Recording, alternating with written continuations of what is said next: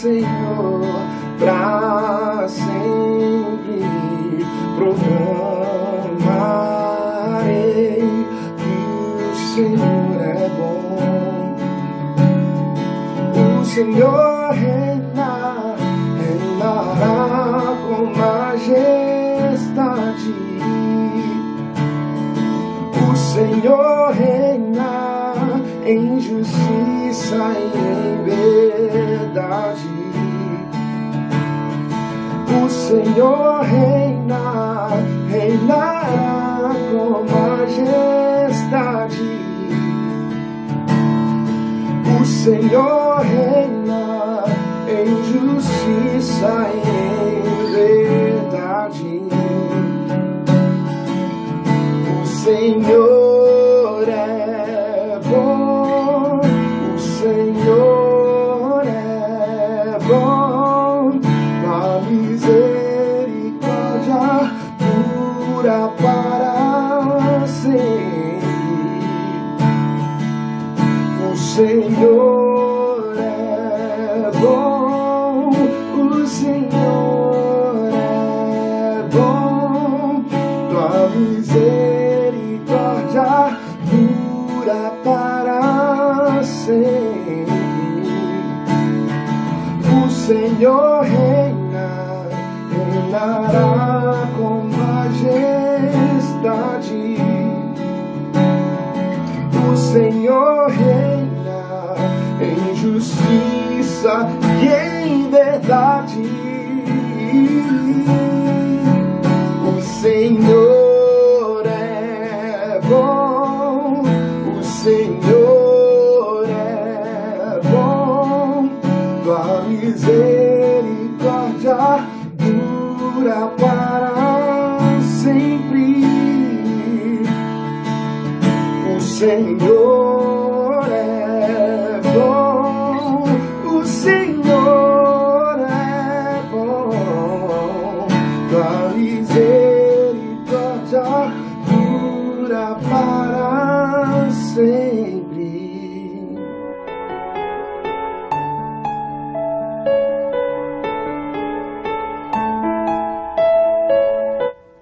Paz do Senhor Jesus, igreja querida, vamos prosseguir o nosso estudo do livro de Gênesis. Hoje nós vamos para o capítulo 28.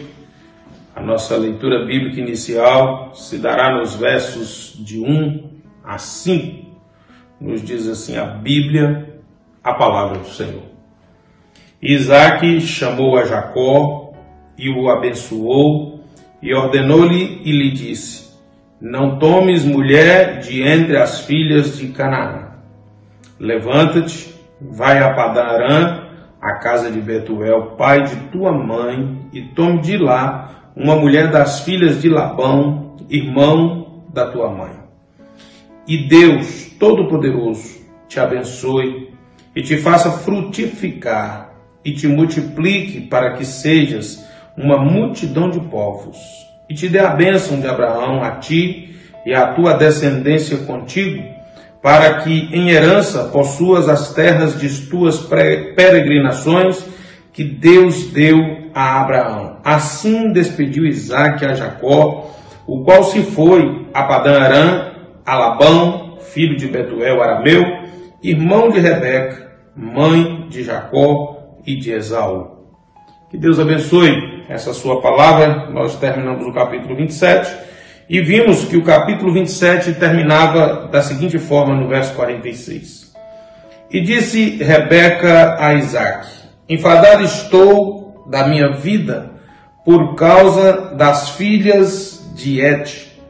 Se Jacó tomar das filhas de Et, como estas são das filhas dessa terra, para que me servirá a vida? Sabemos de onde vinha tanto enfado, tanta tristeza na vida de Rebeca e de Isaque. Basta voltarmos mais um pouco no capítulo 26, nos versos 34 e 35. Ora, sendo Esaú da idade de 40 anos, tomou por mulher a Judite, filha de Beri, Eteu, e a Basemate, filha de Elon, o Eteu. E estas foram para Isaque e Rebeca uma amargura de espírito. Vimos então que Esaú mostrou o seu desprezo pelas bênçãos espirituais da aliança, não só no que diz respeito à primogenitura, vendendo sua primogenitura por um prato de sopa de lentilhas, como também começou a misturar a linhagem, casando-se com mulheres cananeias. A teologia do esboço de Gênesis, capítulo 28, pode ser dividida em 3 partes. A primeira, a fuga de Jacó para Padã-Arã, que é dos versos 1 ao verso 9.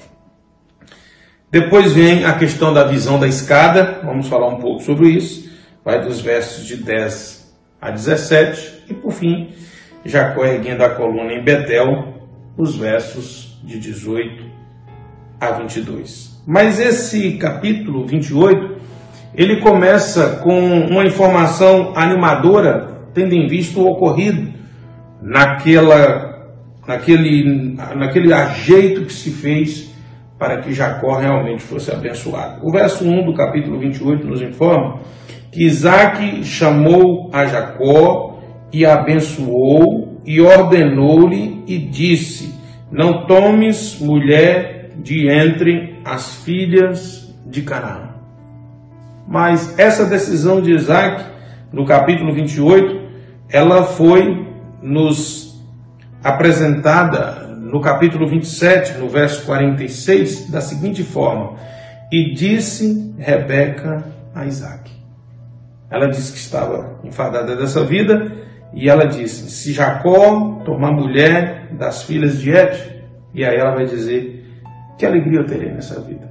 Então nós encontramos aqui, com toda a evidência, que aquele casamento e aquela relação esposa e marido está devidamente contornada e acertada, onde ambos estão concordando que não é bom que Jacó se case com as mulheres cananeias, principalmente porque eram pessoas dadas à idolatria. E, consequentemente, sendo Jacó agora o que está dando prosseguimento na promessa feita a Isaque, ele acabaria por contaminar a linhagem da promessa. Os versos de 2 a 5, nós lemos para a leitura inicial que uma bênção foi proferida por Jacó. E nós vimos que essa bênção era para ele ir para Padã-Arã. E Padã-Arã é uma cidade que está localizada ao norte de Arã, no caso a Síria, que fica perto do rio Eufrates.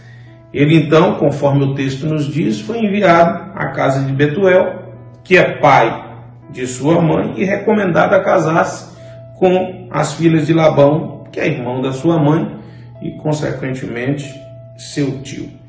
Mas eis que surge uma informação preciosa trazida pelo escritor nos versos de 6 a 9. Vendo, pois, Esaú que Isaque abençoara a Jacó e o enviara a Padã-Arã para tomar a mulher dali para si, e que abençoando lhe ordenara, dizendo: não tomes mulheres da terra, não tome mulheres das filhas de Canaã. E que Jacó obedecera a seu pai e sua mãe, e se fora a Padã-Arã, vendo também Esaú que as filhas de Canaã eram más aos olhos de Isaque, seu pai, foi Esaú a Ismael e tomou para si por mulher, além das suas mulheres, a Maalate, filha de Ismael, filho de Abraão, irmão de Nebaiote. Querido, algumas pessoas analisam isso por um aspecto, esse casamento que Esaú busca com as filhas de Ismael, como uma tentativa de reparar o seu erro. Certo comentarista escreve ainda: Esaú quis redimir aos olhos do pai por ter casado com as mulheres hititas e cumprindo o que era o desejo de Isaac e acreditando que com isso se enquadraria nos padrões que o patriarca estabelecera para Jacó. Mas eu atrevo a perguntar o seguinte: era uma tentativa de se redimir, conforme alguns comentaristas pressupõem, ou seria uma jogada? Estaria ele tentando dar uma contornada e, numa linguagem mais objetiva, estaria tentando ele passar a perna? Como assim, pregador? É muito cedo para dizer isso. Vamos analisar com relativa calma isso aqui. Ismael era filho de Abraão, ponto. Mas todos já sabiam que ele não era herdeiro da promessa, da aliança que o Senhor fez a Abraão. Então isso é ponto importantíssimo para que a gente possa entender a narrativa de afirmação que estou fazendo para você agora. Vamos ler agora Gênesis 21, de 10 a 12, para você entender mais ou menos o que eu estou dizendo, ou pelo menos o que eu estou dizendo. E disse a Abraão, sua esposa falando: ponha fora esta serva e o seu filho, porque o filho desta serva não herdará com Isaque, meu filho. E pareceu estas palavras muito má aos olhos de Abraão por causa de seu filho. Porém, Deus disse a Abraão, preste bem atenção: não te pareças mal aos teus olhos acerca do moço e acerca da tua serva. Em tudo o que Sara te diz, ouve a sua voz, porque em Isaque será chamada a tua descendência. Então, se a gente trazer à memória de novo o que Moisés está escrevendo no capítulo 28, nos versos de 6 a 9, a respeito dessa atitude de Esaú, nós começamos a perceber na atitude de Esaú, mais uma vez, primeiro, o seu caráter de desprezo ou nenhum conhecimento ou obediência à palavra do Senhor. Ele está se casando de novo com alguém com o intuito de herdar a bênção, está errado, porque a descendência de Ismael não herda a bênção. Ele está preocupado porque seu pai não gostava do casamento e agora ele está casando para agradar o pai dele. Então veja que isso nos revela, isso nos mostra que a conduta e o caráter de Esaú realmente é um caráter reprovável. E como nós vimos anteriormente, nós vamos encontrar isso sendo apontado lá no livro de Hebreus, que dá para ele uma definição de como profano e devasso. Mas vamos prosseguir na segunda parte que eu disse para você, ou na segunda divisão que nós podemos perceber no capítulo, que é a questão da visão da escada de Jacó, que são os versos de 10 a 17 do capítulo 28. Como foi que isso se deu? Durante a viagem para Padã Arã, Jacó vai parar numa cidade que mais tarde o texto vai nos dizer onde é, que é Betel. Ela ficava a 80 quilômetros ao norte de Berseba e perto de Jerusalém, cerca de 10 quilômetros. Um pedaço só da narrativa do evento, eu quero destacar, são os versos de 11 a 13, que nos diz assim: e chegou a um lugar, que agora nós já sabemos onde é, e passou a noite, porque já o sol era posto. Tomou uma das pedras daquele lugar e pôs por seu travesseiro e deitou-se naquele lugar.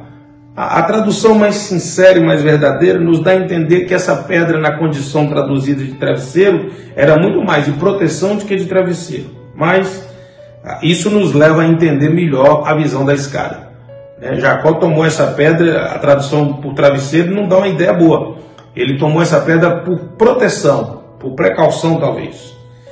E sonhou, e eis uma escada posta na terra, cujo topo tocava nos céus, e eis que os anjos de Deus subiam e desciam por ela.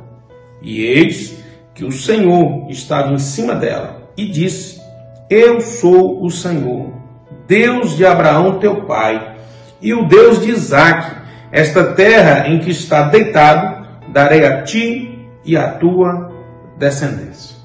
Embora haja muitas especulações, ensinos e até doutrinamentos baseados nesse evento, o que é importante que nós precisamos destacar é a narrativa do livro.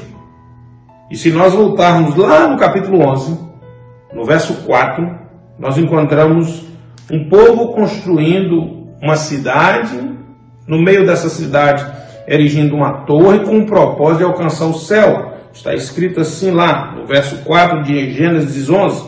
E disseram, então é o povo falando: Eia, edifiquemos nós uma cidade e uma torre cujo cume toque nos céus. Façamo-nos um nome para que não sejamos espalhados sobre a face da terra. Agora vamos para a narrativa de Gênesis 28, 12. E eis uma escada posta na terra, cujo topo tocava nos céus, e eis que os anjos de Deus subiam e desciam por ela. Qual é a grande diferença da escada de Jacó para a Torre de Babel? Aqui não há, primeiro, manifestação alguma de vontade humana. Aqui não tem ninguém dizendo vamos fazer isso. Segunda, o texto é claro, a escada é posta na terra. Ela vem do céu para a terra. É bem diferente da Torre de Babel, que vai sair da terra para o céu. A escada não tem propósito de fama, construir preservação de raça, como era a Torre de Babel. Mas o mais interessante são os anjos que descem do céu por uma escada colocada do céu para a terra. O que isso nos demonstra? Isso nos aponta e nos mostra o controle e o comando que emana do céu para a terra. Não entendi, pastor. Salmo 91, versículo 11. Porque aos seus anjos dará ordem a teu respeito. É Deus que comanda todas as coisas, para te guardarem em todos os teus caminhos. Só aqui já derruba por terra esses ensinos de qualquer ganho, herança, alcance de bênção, mediante esforço humano ou qualquer disciplina baseada nisso aqui. Mas Gênesis capítulo 28, nos versos 6, 8 e 9, nos traz a seguinte informação. Vendo, pois, Esaú, que Isaque abençoara Jacó e o enviara a Padã Arã para tomar mulher para si, e que abençoando lhe ordenava, dizendo que não tomes mulher das filhas de Canaã. Vendo também Esaú que as filhas de Canaã eram más aos olhos de Isaque, seu pai, foi Esaú a Ismael, tomou para si mulheres além das suas mulheres, Malate, filha de Ismael, filha de Abraão, irmã de Nabaote. Então veja que nesse aqui há toda uma astúcia de observação, depois há uma política de bajulação e por fim há uma jogada para que manipule-se o mundo espiritual, como muitos pensam e até fazem hoje. Aqui não, no caso da escada de Jacó, não há nenhuma dessas coisas. Nenhuma dessas coisas. Mas o mais importante é que nós precisamos entender que toda a Bíblia aponta para Cristo. A visão de Jacó, uma demonstração dos céus entrando em serviço em favor das famílias da terra, porque em Abraão Deus vai abençoar todas as famílias da terra, e isso está pairado sobre Jacó agora. Então é uma visão de Deus abençoando todas as famílias da terra. Isso aponta para onde? Deus faria isso de que forma? Basta passarmos para o Evangelho de João, capítulo 1, versos 50 e 51. Jesus respondeu e disse-lhe: Por que te disse, vi-te debaixo da figueira, crês? Coisas maiores do que estas verás. E disse-lhe: na verdade vos digo, que daqui em diante vereis o céu aberto e os anjos de Deus subindo e descendo sobre o Filho do Homem. A teologia bíblica disso nós podemos resumir de maneira muito concisa. O Deus da aliança de Abraão e Isaac também está dizendo a Jacó que cuidaria dele e que seus anjos estariam ali a seu serviço. Lembrando que isso se aplica a Jacó como a bênção para todas as famílias da terra. E então, nós chegamos na última parte, que é a questão da construção da coluna que Jacó vai construir, nos versos de 16 a 22. Vou ler todo o texto. Acordando, pois, Jacó do seu sono, disse: na verdade, o Senhor está neste lugar e eu não o sabia. E temeu e disse: quão terrível é este lugar! Este não é outro lugar senão a casa de Deus, e esta é a porta dos céus. Então levantou-se Jacó pela manhã de madrugada, tomou a pedra que tinha posto por travesseiro e a pôs por coluna e derramou azeite em cima dela. E chamou o nome daquele lugar Betel, e Betel no hebraico, casa de Deus. O nome, porém, daquela cidade antes era Luz. Jacó fez um voto dizendo: se Deus for comigo e me guardar nesta viagem que faço, e me der pão para comer e veste para vestir, e eu em paz tornar à casa do meu pai, o Senhor me será por Deus. E esta pedra que tenho posto por coluna será a casa de Deus. E tudo quanto me deres, certamente te darei o dízimo. A resposta de Jacó, ao saber que Deus estava cuidando dele, nos mostra uma disposição de um serviço contundente. Porém, alguns analisam esse voto de Jacó, e diga-se de passagem, é o voto mais longo registrado no Velho Testamento de alguém com Deus. E embora haja tanta coisa e riqueza de detalhes na menção desse voto de Jacó, a grande maioria dos comentaristas entendem que a quantidade de condições que Jacó coloca leva muito mais a pensarmos que ele está barganhando com Deus do que fazendo uma aliança com Deus. E analisando dessa forma, querido, nós vamos entender que Jacó só vai mudar de verdade. Embora fez todo esse voto, embora fez todo esse compromisso, Jacó só vai mudar de verdade quando ele tiver o seu encontro com Deus. E isso só vai acontecer já lá no capítulo 32.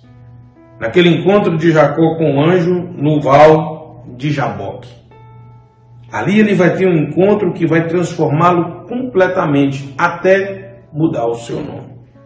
Qual a aplicação que nós podemos fazer para a nossa vida de tudo isso que vimos nessa noite? A primeira coisa que nós precisamos ter em mente é que nós precisamos obedecer a palavra de Deus como ela é. E que não adianta tentarmos fazer ajeitos, bajulações, ou algumas coisas que carreguem certa envergadura espiritual, como Esaú fez, casando-se com a filha de Ismael. Mas está fora do que Deus estabeleceu como regra, não vai mudar a história. Vale o que Deus determinou. Uma segunda coisa que nós aprendemos aqui é na experiência de Jacó. Jacó teve uma experiência impactante com aquilo ali. E muitas vezes nós também temos as nossas experiências que nos causam relativo impacto. Mas não há dúvida que, embora Jacó teve essa experiência, nós também não somos diferentes. Impactados em alguns momentos como esse, nós começamos e estamos dispostos a consagrar algumas coisas. Jacó queria consagrar o lugar, a gente diz que vai consagrar o carro, que vai consagrar a casa, que agora nós vamos consagrar a profissão. Nós também nos dispomos, fazemos votos, fazemos promessa a Deus que agora nós vamos ser fiéis, mas a grande maioria não cumpre isso. E por quê? Pelo mesmo problema de Jacó. Porque embora sejamos impactados por alguma experiência espiritual, porque embora venhamos a fazer compromissos, votos, pactos até sinceros, nós não vamos levar isso adiante por um motivo simples. Porque é importante, é necessário, que para que sejamos transformados de verdade, nós tenhamos um encontro verdadeiro com Deus. E Jacó só vai ter isso no capítulo 32. Talvez você já fez muito compromisso, como aqueles que nós fazemos para regime, para mudanças, e você não entende por que isso não segue. Porque foi algo sincero, foi algo feito de coração, não foi algo com maldade. Mas você simplesmente não consegue levar isso adiante. Não é porque você não tem poder nas suas palavras, não é porque você, desculpe, não é porque você é mau caráter, não é isso. É porque é necessário que nós tenhamos um encontro com Deus, que nos transforme de dentro para fora. E aí sim, nós vamos levar adiante os nossos compromissos com o Senhor. Eu gostaria de orar com você nessa noite, se você ainda não tem uma experiência firme com o Senhor. Ela pode começar com você entregando sua vida. Não faça promessas para Deus, não faça compromissos, apenas entregue sua vida para o Senhor nessa manhã. Deixa Ele assumir o controle da sua vida. E tudo na sua vida vai prosperar a partir de aí. Vamos orar? Deus, nessa noite, pela Tua palavra, nós entendemos que não há atalho, não há jeitos, não há maneira de iludirmos o Senhor. A maneira certa de nós fazermos as coisas é obedecendo a Tua palavra. E nessa noite nós queremos obedecer a Tua palavra. Nós queremos confessar que somos pecadores e temos pecados. E queremos começar pedindo que o Senhor perdoe o nosso pecado. Que o Senhor nos lave no Teu sangue. Que o Senhor derrame a Tua misericórdia sobre nossas vidas. Que o Senhor nos salve, Senhor Jesus, porque nós o recebemos como Senhor e Salvador da nossa vida. Escreve o nosso nome no livro da vida. Venha ao nosso coração, nós abrimos a nossa alma, nós autorizamos o Senhor a fazer um investimento na nossa vida nessa noite. Leva-nos, Senhor, ao encontro íntimo e verdadeiro contigo, que nos transforme de tal forma que nós venhamos a submeter plenamente a Tua palavra. É no nome de Jesus que nós oramos. Amém? Que Deus abençoe a sua vida, que o Senhor cubra a sua vida com o sangue do Cordeiro. Estende a sua mão, ainda quero orar por você. E agora que o amor de Deus, o nosso Pai, a graça insondável do Senhor e Salvador Jesus Cristo, a comunhão, a consolação, o poder, o revestimento do Espírito Santo de Deus, seja com a Igreja de Jesus, que agora está reunida dessa forma, e com a Igreja do Senhor Jesus, que se encontra espalhada em toda a face da terra, hoje e eternamente. Noite abençoada, restante de semana na cobertura do sangue de Jesus.